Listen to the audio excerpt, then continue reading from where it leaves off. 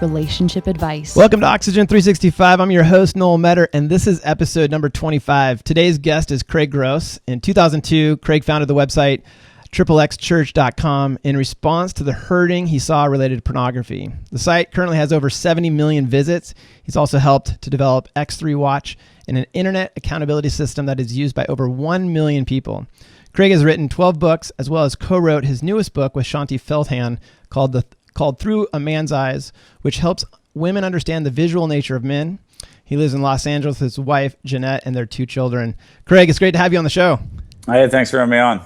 You know, I think this is one of those topics that a lot of people like to sweep under the carpet. They're generally somewhat uncomfortable with, but you're a true champion, and I love how you just address this head on. And so I'm hoping in this interview that we can really begin to expose some of the myths and then also the truths around this topic of pornography. And I got to start, going back to your book, Eyes of Integrity, you call this porn problem an epidemic problem. How big is it? Give us a sense of how big this thing is. I think that's what, for so many people not willing to admit that, this is their struggle, then if you believed all that, I guess the things that you'd hear, you'd go, this isn't that big of a deal at all, because nobody seems to struggle. But it's the type of thing that most people don't talk about until they get caught, until, their names appear on a website because they were on Ashley Madison. It's not stuff that you just talk about until you're forced to. So, yeah. The numbers are staggering. It's millions and millions of people a day. Kids today, obviously, with this stuff in their back pocket compared to us having to search for this in our, parents' garages or the liquor store. And so when we talk about porn, I think that's one element. And now you look at, just how many of these apps that are out there that are, whether it's sharing, pictures of each other or just, this problem's everywhere in our society. And so I think it's more people than you give it credit for. And it's not just guys, it's also women that struggle with this stuff as well. Mm-hmm, mm-hmm. You gave it, I don't know if it was you or something that I saw recently, the staggering numbers around the dollars that the porn industry is pumping out annually. It's more than, I think, I saw that it was like more than ABC, CBS, and NBC combined. That's crazy in terms of the numbers. What's driving people to this? I love that you referenced the Ashley Madison exposure, because I think you're right. People don't start talking about this until something like this happens. But what's that secretive nature that keeps people kind of concealed and not willing to discuss it? Well, I think there's 2 things there. When you say what's driving people, I think obviously it's just that idea of it's anything you want whenever you want it, on demand. And porn sites, obviously, there's some other stat that just came out recently about just more clicks, to porn than Netflix, than, all these kind of sites online. It's just because no one's watching. Nobody's going to see that. And I think we used to have to chase porn down. And now where it's just, you have to run the opposite way. A friend of ours who's got some boys at school, we just dropped kids off at school for the first day, and she said she was on Pinterest and she clicked on a site for something for her kitchen, and it led to a porn site. And I think that's the thing where it's like, it's everywhere. And the demand is obviously supply and demand. People want this stuff, and that's what's driving obviously all of this. If people didn't want it and they didn't pay attention to it, all this would go away. But I think something down inside of a lot of us is driving us to click on that, to see an image, to take that next step. And that leads to obviously bigger questions, the why. What is going on where people desire this? Mm-hmm. And what would you say that is? Man, I think for a lot of people, it's an escape. For some people, it's that sense of obviously just fantasy, where reality, man, we don't enjoy. We'd like, to click over here and escape kind of whatever problems we might have, whatever our situation might be. For others, it's, I think for women, oftentimes it's not at all about a physical thing. It's about emotional. It's like, man, this guy cares for me, or this, I'm going to go click here because, my relationship right now isn't going the way I want it to be. Mm-hmm. Those are things I was up there a couple weeks ago. I woke up in the middle of the night and wrote down something, and then I went back to sleep because, I didn't want to forget it. And in the morning, I looked at that kind of scratch pad and I was like, I had this idea in the middle of the night of like, why are people like, if people understood, we've talked about porn for 15 years. And now, and we'll still talk about porn, but I'm more interested in why did you go to that porn site? What drew you there? So then maybe we can deal with that. When I started finding out people were having horrible sex and then they were going to porn, it's like, well, let's talk about the sex part before we talk about the porn part. So anyways, this idea was just, I look at porn when. And so I went and bought the domain, and we're going to launch it, I think, next week. Just this website called I Look at Porn When. And it's just a giant space bar. You just fill it in. And our hope would be people would just honestly answer that. You don't have to share it on your social networks because no one's going to do that. But I think it will just populate all these graphics from everybody that kind of inputs. And I think just understanding, the more I can understand why somebody goes to this, I think the better we can help people. And I'm just curious too, as we put that site out there and we just let people just answer it for themselves, we get to start seeing other people realize, wow, that's that same reason why I went to this. And I don't know, part of me expects to, kind of thinks, oh, I know what those answers are going to be. But then again, I'm always kind of blown away and shocked by things that I hear. So I'll be surprised, I think, in those findings of what are some of those reasons men and women are going to this. And I think that raises a really good point. I mean, not everyone out there, and I'm sure you've ran into this, thinks porn's a problem. Or have you, I know that you are a ministry that focuses on, more the church and beyond. But what about the folks that you would say that are not, that kind of say, hey, porn's not an issue. It's not a problem in our relationship and our marriage. What has been the casualty of that kind of misunderstanding or this fallacy? Yeah, I think we meet a lot of people that they say, yeah, it's not that big a deal. It's not a problem at all. Or actually, I'd rather my husband or spouse look at this than cheat on me.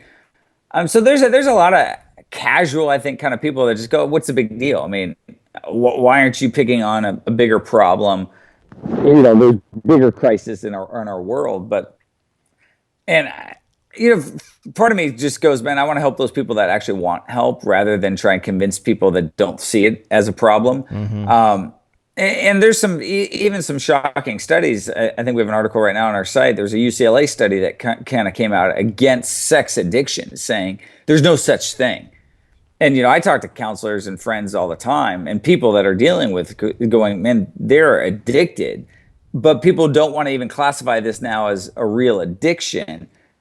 And I mean, I hear stuff like that and I don't believe a lot of it. I just, because I see every day people that are struggling, people that have, a sign of addiction is that you can't stop. One of the signs of addiction is that you do things, progresses. And when I get emails all day long that say, hey, I started here, but now I'm here. Well, I'm not saying it's a cop out to just say you're addicted, but I think that's what people don't want to hear. People give, the Duggar guy, Josh. You hear like, oh, he went to rehab, and okay, well, if the guy was an alcoholic and he checked himself into Betty Ford or one of these clinics, everyone would go, of course. But I read a lot of stuff online that said, well, oh, he went to rehab, like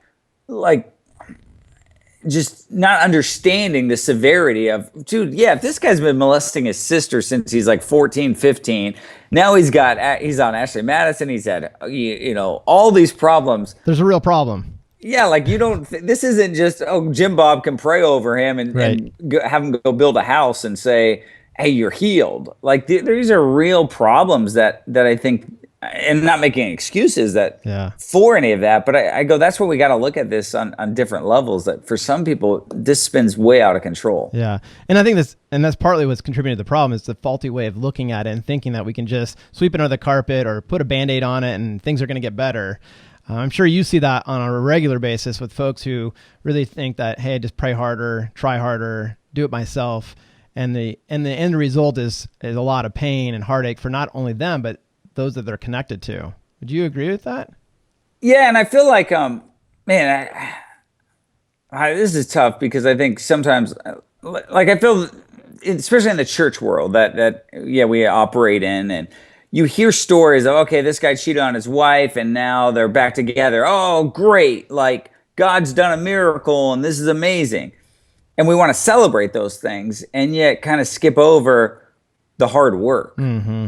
You know, I've got friends that actually just, he's cheated on her for years and now they're decided to give it another shot. They haven't even lived in the same house together for a year plus, but they're going to move away to a new city and give it a run. And everyone's, my mom's like, Craig, this is awesome. And I was like, they don't know what's in front of them. Like the hard work, the counseling, the friends that they pushed away. Like, to me, it just sounds like you're just moving away from all this stuff. And, there's a side of me that hopes and prays that, hey, this is a good thing.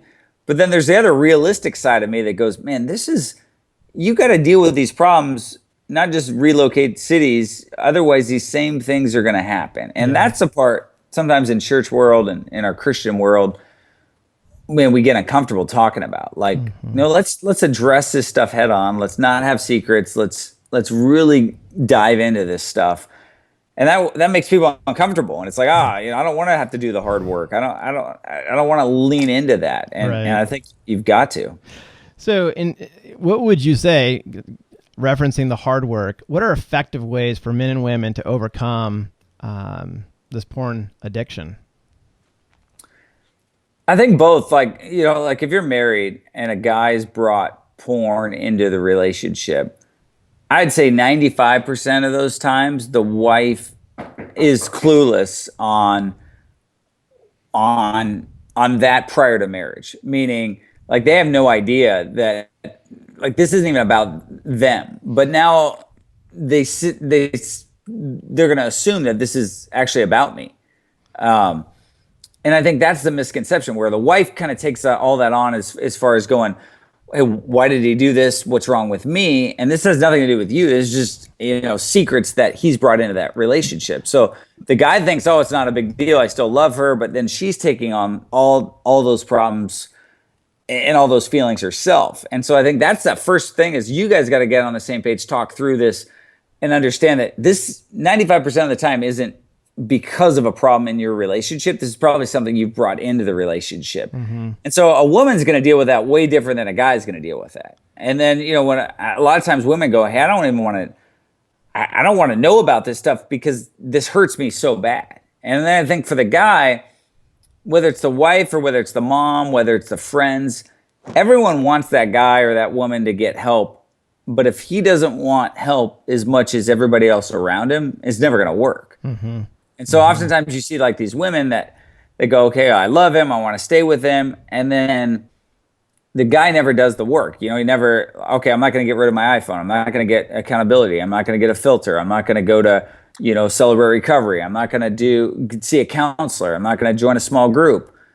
And then you're like, well, what do you think? Just because this stuff's out in the open doesn't mean that it's just going to go away. And that's the hard part for me, to just kind of watch those situations, like when this stuff unravels. And like the Josh Duggar, the Tiger Woods, the Anthony Weiner, I mean, we can go on, name all these people. We only know those names because those people all got caught. Yeah. And then just getting caught doesn't mean you're going to get help. Right. Getting caught, though, most guys haven't got caught yet. And then they're no way going to come clean, because they think like, oh, well, look what happened to Josh Duggar. Let me tell you, it's so much easier if you don't get caught and you come clean, and the consequences are far less. So that would be my first advice, is like, don't wait till you get caught. Now, if you get caught, you just got to come clean. Like not just camping out on old Josh Duggar, but man, when he got caught with the whole, molested my sister's thing, had he just come clean then and said, hey, you know what, this has led into my marriage and I've done this and I've done that, and just laid it all out, there would have probably, I don't want to say they would have still had their TV show, but man, there would have been a lot easier for him than just, all the parents and sisters get on TV and defend him, and then you find out that he's got all this other stuff. I hear that all the time. People will call me and they'll tell me, "Oh, I got caught," and I'll just say, "Tell me everything you're dealing with." So when you say come clean, are you saying come clean to the spouse, or is it, I mean, just to come out and say, "Here's all the things that I've gone through," when they've been caught, or even if they decide that, you know what, the conviction inside, I need to come out, or is that what you're advocating? I mean, I think in marriage, one of the things my wife and I talked about recently at this marriage conference was like no secrets. So just start there. If you're married and you haven't talked about your sexual past with your partner, if you're a woman and you were molested or you were abused and you thought, oh, I'll get married one day and Christian marriage and that's God heals, and hey, I'm not saying he doesn't, but I'm saying that if you haven't led that on, shared that with your spouse, that, hey, these things happen, or you haven't gotten counseling, you haven't even shared that with your spouse. You haven't shared with your spouse your porn addiction. You haven't shared your affair. You haven't shared your porn use. Like, if you just start there, no secrets, I think your marriage is in a way better spot where you just go, hey, let me lay all this out. And both of you kind of can start there instead of, hey, I think my husband's looking at porn. I've been tracking him. I think he's having an affair. I put a phone in his back. Like, when you start living like that in your marriage where you're trying to play detective instead of just be their spouse, like, that whole thing's going to unravel. Right. And I think that's a hard part. Like, when I speak on Sundays at churches and I tell people, hey, the Bible says, confess your sins, you'll prosper. Conceal your sins, you will not. It's easier today to just go lay it out on the table with your spouse, with your family, with your friends, rather than it is when you're in an intervention because you got caught. And everyone just goes, no, like, I'll wait. And let me tell you, like, it's the difference of keeping your marriage or losing your marriage, keeping your job or losing your job. Because when you get caught, like, those emotions are so much more heated. There's way more consequences. And I think there's way more compassion when you can actually go to your spouse or go to your parents or go to somebody without being forced to. And that's, I mean, it's hard. And I'm not saying that's easy, but like, if you could start there with that idea of, hey, we're not going to have secrets in our marriage. And I think whatever those conversations need, whatever those next steps in those conversations are, man, that might not wrap up by dinner time, but I would say start there, you know? And, so full disclosure is the first step, and really coming clean with the past. And I think there's so much truth to that. I mean, it's like you're reopening the wound over and over again when you don't come clean. And it's just a process of repeating and more exposure down the road. I mean, talk about the spouse who's just almost a post-traumatic stress disorder situation, right? Where she keeps getting nailed, or he, with the truth. What would you say is the next? I mean, so full disclosure, come clean, but then what? I think, and that's the then what? Like, for, when people hit us up on their site, like, we don't have the 1, 2, 3 next step. Okay. Just because it's like, if you're dealing with escorts and affairs and, I mean, child pornography, just what we've seen in the news in the last couple of weeks, Jared from Subway with Craigslist and child porn, to Duggars with prostitutes and, extramarital stuff. Like, it might be some severe stuff. It might be, man, you just guys got to be on the same page. I talked to a couple that thought they were in the middle of the biggest crisis. And for them, I don't want to discredit it, but, they were 6 months into marriage. At 4 months in, he came clean and said, hey, I've looked at pornography and I just wanted to tell you. So they tracked me down. We had to meet with them. And I was like, I didn't, she's in tears. Part of me was just like, this is the best thing that ever could happen. Like, really, like, no strip clubs, no affair, no this. Like, I don't want to say you just looked at porn, but it was like, and you told her because you felt bad. Like, I don't know many guys that are in your situation. And so I kind of reiterated to her, like, man, you guys are in a good spot because he feels comfortable enough to share this. He told you. He said, now here's what I'm doing so I don't go back to those things. And I literally looked at him and I was like, I think you guys are good. Because I didn't, like, I got that sense of, like, he knew this was important. He didn't want to do this, and he'd made some changes. There's some other people that are like, man, okay, surprise, here's what I've been doing. And then you just think, oh, well, okay, we'll get through it. No, you might need professional counseling as a couple and as an individual. If this is, you might need, I mean, one of these 30, 45, 6-month kind of treatment places where if it's that severe, I mean, some people, in all honesty, could be going to jail. I mean, Right. we get letters every week from people that are in jail. Well, So there's serious stuff. Yeah. So I'm just thinking of the listener out there that's tuning in right now, and maybe they're dealing with this in their relationship, and it's come out that there's been a porn addiction. When you say that there's not a step-by-step process, is there some options that you would recommend? I mean, it sounds like one of them would be professional counseling, depending on the severity of the situation. If there's been, affairs and escorts and all that kind of stuff. But what are the other options that are there for someone to seek healing? I think the question is hope. Like, how do we move through this? The pain is out there on the table, but then how do we begin to heal from this devastating news that's come out? Yeah, I think it's like, if I was to give kind of just a couple steps, we would say, like, obviously confess this to God. Like, he's obviously, forgiven you.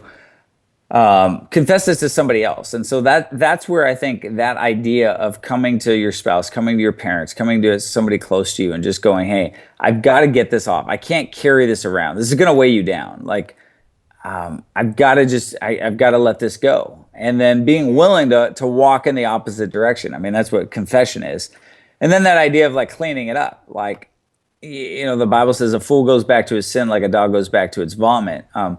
So identify where it is you struggle, where it is the temptations lie, and what you're going to do differently. And whether that is removing the late night, cable channels, whether that's not traveling on business by yourself, whether that's not, going online without a filter, whether that's removing the computer, and taking it out of your bedroom and into a public, not public place, but, the kitchen, whether that's downgrading your iPhone to a flip phone. I mean, simple things that, when I talk to a porn addict that won't give up his iPhone, like, I'm like, really?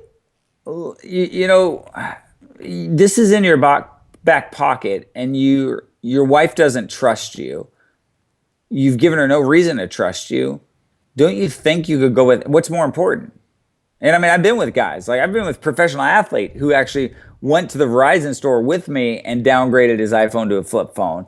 And it was like, I mean, that's a process to try and convince somebody at Verizon that you want to downgrade when all they scream to you is upgrade. And, but it's like saying that that's a serious thing that I'm going to do because, I love you. And I think simple things, when guys especially won't do any of those, I mean, that's when I kind of walk out of there and go, man, they don't stand a chance. Like, man, I can handle it. Well, you haven't handled it. And so why don't you, like, and that's where, like, no wife wants to turn into your mother. But I think a lot of these men that act like boys, like, man, that's why you've got now a woman that's saying, like, I don't trust you, and I kind of treating you like a boy, but she doesn't want to be your mom. She wants you to make those choices, for her, each of those days. And I think that's the tough part where you've got to want this. Yeah. And I think if that desire is there, like, man, join whether it's a small group at your church, a men's group, Celebrate Recovery, something where then you can go, and I can get plugged in with real people to talk about this stuff. Yeah. And I just wonder if, like, I mean, I agree that part of this is the tactics of addressing what's available to you and creating the filters and the accountability. But does that get to the heart of the issue, the root issue, which I think oftentimes is not so much, the iPhone's the problem. It's more of a heart issue in terms of where my heart is, and allowing people to trust others, to trust God with this, and allow accountability to begin to happen. I mean, what would you say to the person who's tried all these things, these tactics that you suggest, like even putting on the software, and yet they've tried it and they fail? What would you say to them? Well, and I think, like, I hear you on that, because I don't think it's just about tactics. I always say, it's like, hey, we created software. It's not an end-all solution. Yeah. But the software is all about people. And so, I've tried your software. Well, it's not about our software. It's about the the people that are keeping you accountable. It's about the relationship. The technology that somehow we've enabled to make that possible is just getting you guys to connect on a deeper level around a topic that maybe prior was off limits. I'm so glad that you said that, because I think that's the truth. That is the truth. That's why it's like, it's not about, I mean, I was on a plane to back from Vegas, and a guy said to me like, "Oh, you're that guy," and we end up sitting next to each other, and he's like, "I got your software," and I said, "Oh, that's great." I said, "Who's your accountability partner?" He's like, "Oh, my cousin," and I said, "Oh, how's that working out?" He's like, "Great, I haven't looked at porn," and I said, "Well, what are you guys doing in Vegas?" And he's like, "Oh man, it's a buddy's bachelor party, strip clubs," and then he says to me, "Man, if only your software had GPS." And so part of me, and like that kind of tech nerd side, is like, yeah, we should do that. The other side, I was like, how stupid of it. Like, really? Your accountability partner that I've connected you with around a topic like porn, you just told me you're good, but then the other breath, you just said you've been at strip clubs.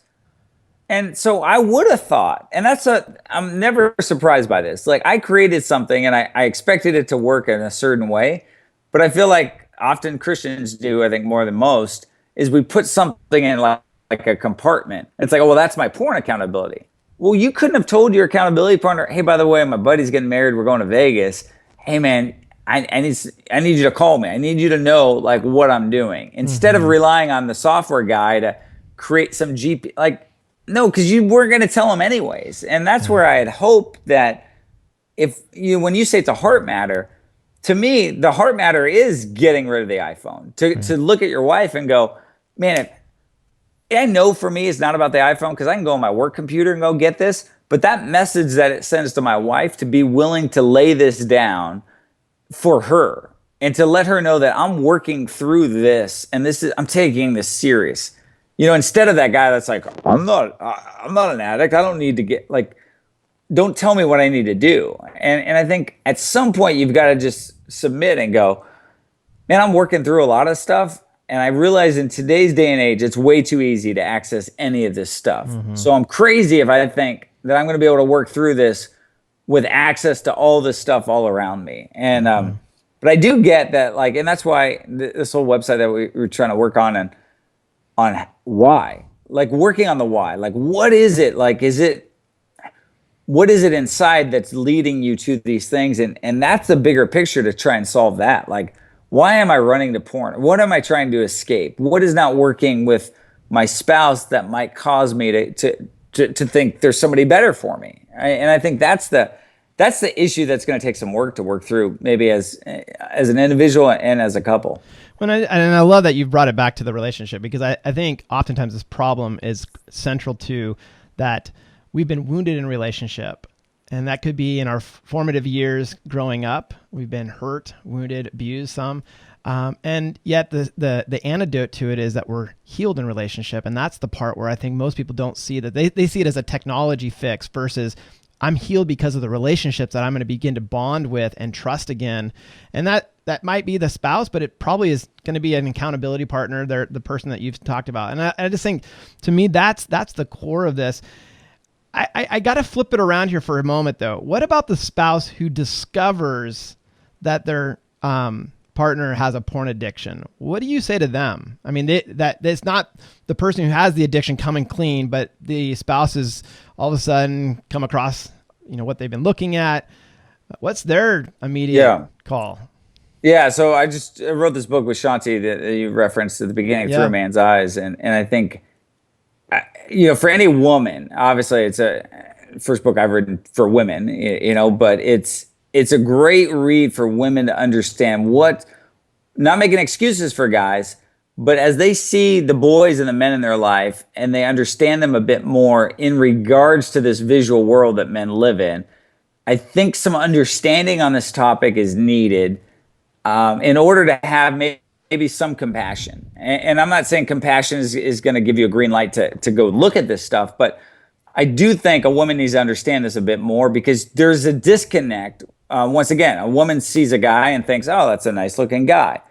Like, she doesn't have the same things going off in her mind that a guy does when he sees, a woman who's attractive. And so understanding that, I think, will help. Second thing is, I think for a woman to,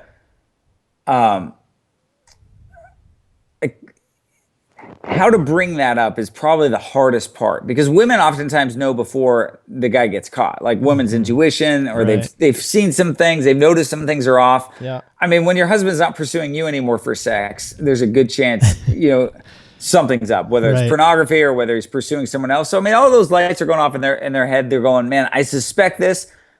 So I think it's and if you just come clean before if you just go after the guy before he's ready to, like, he's just going to deny it, just 9 times out of 10. So I think it's how do you be that safe place with your spouse? And so I tried to say recently in this talk I did with Shanti is, instead of sitting across the table like a detective or a police, like, how do you sit side by side with your husband or with the men, boys in your life, where they feel safe enough to, like that friend that I said I talked to 4 months into marriage, that he just goes, hey, I did this. Because that would be the perfect situation where the guy could actually say, yeah, I've done this, rather than you bring out the list and you go, I've seen your phone records, I've seen this, I've done that. And when you back them into a corner, and that's when, when we see on the TMZ, when the tempers flare and things just kind of get out of hand, and oftentimes, like, at that point, it could be beyond repair. And so how do you provide a safe enough place where he's comfortable disclosing all that stuff, even the ugly stuff, and being able to listen? I think a lot of times women will ask questions you don't really want the answers. And so it's like, if you're going to ask your husband, you really need to be prepared. Like, if he tells you the truth, can you handle hearing that? And I wouldn't recommend at all trying to do this on your own. Like, if you're trying to then, because, it's porn and we got to keep it quiet and we can't tell anyone else, and surely no one's had this problem. So then we keep it quiet and we never get connected with other couples. I mean, I've got 2 friends that are in the middle of divorces or middle of affairs, and both wives won't talk to each other. And it was like, because there's shame and they're embarrassed. And I was like, wait, you guys could be such a great support for each other that has gone through this. Why have you not talked to her? And why hadn't she called you? And it's like, we just shut down and we're quiet because we're ashamed. And I think finding that safe spot or that safe group, we have a spouses group at Triple X Church. If there's any women, we've got, I think, 3 different spouses groups on x3groups.com that you can join online, that are just some great resources for women that are going through this with other women, that you can kind of, have some support there. So is that the first step? Is that if there's been an exposure and they know it, to seek out the other women on that before they confront? Or are you saying don't confront? For our listeners, I'm still trying to figure out what would you say to them? Because I know this is a very real issue, and a lot of them are going, do I nail him to the wall with the facts and make him surrender and go towards this, or do I brush under the carpet and act like it's not going on? And that's right. I mean, every time I've got an opportunity, I'm going to tell the guy, come clean before you get caught. Like, if you don't cover your tracks as well as you used to, you're going to get caught eventually. It's going to be easier. So that's like, gosh. That's the ideal situation. Yeah, that's the ideal situation. The other situation is like, the wife knows and she's clued in. She's got all of the facts. Man, you bring that all to the table. He's going to deny it. I mean, that's like every time. Like, oh, it's not me, it's no. And then I think if that's the case, like, I would present it. I would say, hey, I know what's going on. I'm willing to talk about it. Like, I would try not to have that be some giant explosion where you're like, he's denying it and you're saying no. And you're like, rather than just say, I know what you're going through. It hurts me. I don't understand it all. I'm trying to understand more of it. When you're willing to talk to me and be honest, I'm willing to listen. Instead of like, if you just go off the handle and you just freak out and then it doesn't leave any room for a conversation, that's where I'm saying you don't really want to hear it. And there's a chance, I don't want to scare everybody in this, like, there's a chance women, it's way, like, it's manageable. It's stuff that you can get through. And I don't want to just say women to men, because I'm dealing with a lot of people right now that the wife's in some crazy stuff. Right. And so I think this stuff, I've seen God work in amazing ways. Like, when couples experience this whether it's early in your marriage or late in your marriage, and you're able to come to the table and say, hey, we're going to build off this and we're going to get through this. So however you can do it that would lead into a healthy conversation where you're willing to hear each other out. I've got friends that a guy went into porn, woman, they didn't have sex, so he went into porn. He went into looking at porn. So she then understood and had compassion for his porn use because she's the one that shut the door down on sex. Mm-hmm. So that they both kind of played a role into this, not making an excuse for that, but it was easier for her to then, I think, forgive, or her to be able to willing to talk about this because she took some responsibility. Mm-hmm. And I think just being willing to just say, hey, we're gonna lay it all out here. And that might not go down, that first night. You might be on the couch or you might be somewhere else and then go, hey, come back a day later or whatever. And let's be willing to sit this out. Maybe we need somebody that we trust, or a friend, or somebody to sit in and hear this. Maybe I do need some help from other men or other women that have gone through this situation, and ask them how this went down. But don't keep this. Don't try and do this all on your own without the support of professionals or with friends or people in your church space. Because I think there's people that have walked this road before you, and lean into them as well. Yeah, I can't agree more. I think that support outside of the couple relationship is so needed to get through that difficult time, because there's betrayal, right? I mean, I don't know if I can trust him or her. And the pain threshold's so high. It's like, even having empathy and compassion, that's somewhat difficult in that space. It's like, I don't have empathy and compassion for you, hurting me in this way. Let me take it back to. Let me say one thing on that too, because I think writing this book with Shanti, we had people, like one of the things we talk about in women is like, hey, just watch how you dress, because men are visual.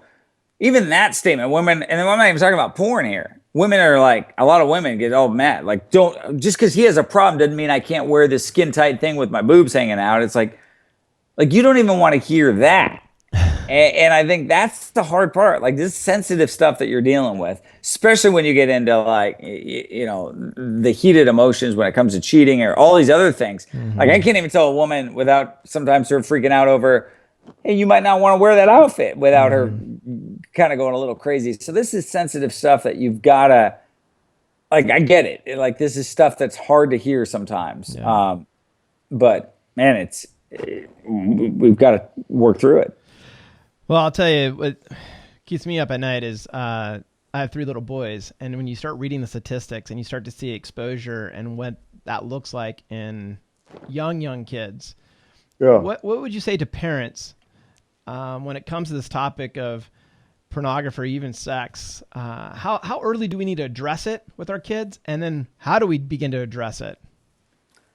I mean, I'm going to say 7 to 8, and people are go, oh, well, I live in Indiana with the Amish, and my kids have never been outside. Okay, then 9. But I mean, we were in Ohio, and we did a parents Q&A thing, and there was 3 questions from parents about rainbow parties at middle school, which, what is it? And that's where I was just like, parents, come on.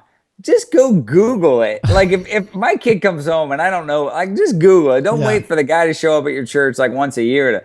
But I was just like, this is obviously happening at a middle school in town, because like 3 of you parents are wondering, and you're in the dark about it. And it's a party where girls give blowjobs to, kids in different lipstick, and I'm like, this is crazy. Like, wow. And we're so scared to talk about it. And yet here's what our kids are doing. Right. So when I say 7 or 8, it's just that idea of like, I want to be the first kid. I want to be the first person to talk to sex to my kids, to talk about sex with my kid. Yeah. In a perfect situation, that's where I was with my kids, where they didn't know about it or have some perceived notion about what it was prior to me giving them good information about it. Mm-hmm. If that's not possible and you've missed that mark, like start wherever you're at. If you're 13 and you haven't had a conversation, like, you need to start. Like, don't just go, oh, I missed that. It's going to be, as they get older, it's more awkward. And if you've never talked about it, it's going to be more awkward. But as you've talked about it since 7 or 8, and like we just talked about it in our house, it's not awkward. And I think the idea is your kids are going to talk to you about things you talk to them about. They won't talk to you about things you don't talk to them about. And I think I wouldn't be so scared with it. Like, you screwed up, you didn't do things right. Don't be afraid to be honest with your kids and say, here's my story that I don't want you to go down. Like, you don't have all the answers. That's okay. Your kids will ask a lot of questions, and you don't have to have all the answers. Like, being honest, share your values, share, the why, not just the no or the. I mean, my parents always just told me yes or no, and I with my kids, I want to know, no, Nolan, here's why you can't have an iPhone right now. He's 12, all his friends have them, but here's why you can't. Like, not just like no, right. And I think that's the part where parents, man, like, all our friends, like all my sons and daughters' friends and their parents, like, I mean, good luck. Like, they're clueless, like clueless. And their kids have phones and they've got all this stuff. And I'm like, you don't stand a chance. Like, you can't give your kids this kind of technology and an adult gadget and expect them to make good decisions with it at the age, with the temptations that are all around them. Right. And if you have no clue where they're online, we have a whole other site called iParent.tv that helps parents make informed decisions on where their kids kind of go online. Man, do some homework. Understand, like, here's what these apps that they're on. Understand what you're giving them when you give them this access to this technology. So I have to think that many people are thinking right now, when we say talk to your kids about this, they're thinking the talk, the birds and the bees, that one, conversation that they had with their dad. Is that what you're saying? Or is it the one talk? Right. Yeah. That's why I just give my friend, he took his kid camping for the talk. His kid was like 13. I was like, dude, you're just like, what year do you live in? And then he's like preparing on the plane. He's getting all nervous, sweating. And it was the same curriculum that my parents bought from the same ministry that somehow still exists, on tape cassettes. I think now it's on CD. And it was like, he's reading this stuff. And I was like, times have changed since 1984, when we had this.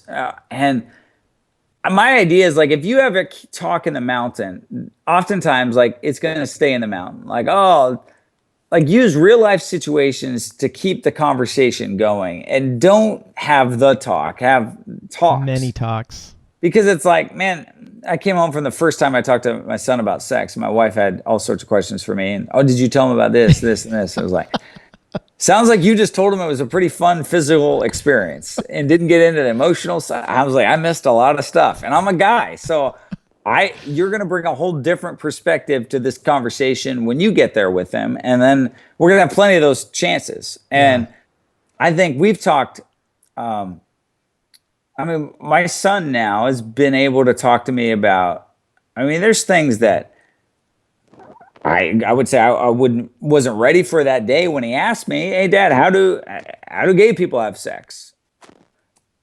All right, you asked, like, let's have that conversation. Dad, what's an STD? Saw a billboard. Okay, Dad, why would I get my wiener checked? There's a billboard for that. Or Dad, like, and as he's asking me those questions, I'm like, hey, I'm glad you're not asking Google or you're not asking your friends. And I'm giving you information. And I don't know, I felt like with my parents, one, I had never asked those questions. Two, if I did ask any questions like that, they wouldn't answer them. I just found out my mom was a virgin when she got married. I'm 40 years old. So I'm like, Mom, that would have been so great to hear that, like, you and Dad actually, like, that's shocking. Like, why wouldn't have you told me that? It's like, as it's strange, So it's like, I think as you're able to have that conversation and as your kids age, man, there's going to be plenty of opportunities, plenty of moments where instead of running from that, I think you've got to lean into and go, hey, we're going to have this conversation right now. And this is a big deal. We do this because we care about you. Well, I think it is also, I know that one of the things my wife and I have tried to embrace is that when they do come to you, it's not the shock and awe of the reaction that they've, opened up, but it's the staying calm and saying, hey, let's talk through this. I think it's creating that safety where they feel like they can come back, and they're not going to be met with shame or guilt or all these things from the parent relationship, but we're open and we're going to have that conversation, and it might be hard, it might be difficult, but that we're a safe place to come. And I think to that end, that frequency that you're talking about, it's not like we had the talk in the mountains and we're not going to talk about it again until you're graduated from high school. Most kids aren't going to open up and share. What would you leave with our listeners? I don't know how many folks you've worked with in this space. What's that one thing that you would say, man, if you, as a parent, if you could start to incorporate right now in your family with your kids, this would be a game changer in terms of the outcome and and where your kids will ultimately end up. What would that be? That one thing? Gosh, I would I say know that's this. tough. Yeah, it's tough. I mean, but we just had the conversation last night in our house. Like, I mean, my kids are 10, 12, gosh, and my wife and I. So maybe your kids aren't of age, but you're going to be at the point where everyone's going to have their electronics. I mean, right now my kids don't have iPhones, they have iPods. My wife and I both have iPhones, we have computers. And so we told our son, like, our rule in our house is that we don't delete messages. We don't delete anything, our history on our like, because that you only delete things you're not proud of. And then if you can't write something that you're willing for our whole family to see, like, I'm not going to just go pick up your iPhone like every day and check everything, or your iPod, but I can. My wife and I don't have passwords on our phones, and we can grab each other's, and look at each other's whenever, like.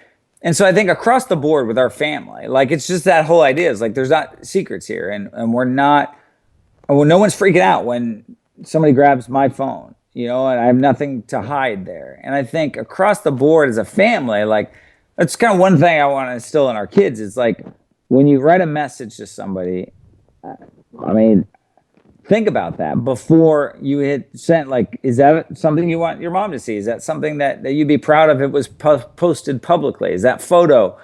And I think just when it comes to electronics and when it comes to technology, we live in a world where the world is selling our families and our kids on, it will be deleted. This disappears. This, nobody knows. This Ashley Madison has shown us that, man, nothing is really secretive. I mean, anything you post, anything you put out there, man, somebody else has access to. And I think I don't want my kids or our family to be fearful of that. Going, man, hey, this is all out in the open. Like, this is just we're okay with the stuff and I think that's going to change how you communicate. That's going to change what you do say or what message that that you're going to think twice before that. And I feel like that's especially important for our kids, the world where they're so fast on this stuff, and man, you can make a dumb decision, I think, easier than obviously when we were growing up. It was probably, or maybe there's more severity with some of their dumb decisions that they make now because they could be posted for the whole world to see. Yeah. Well, Craig, I want to say thanks for sharing with us today. And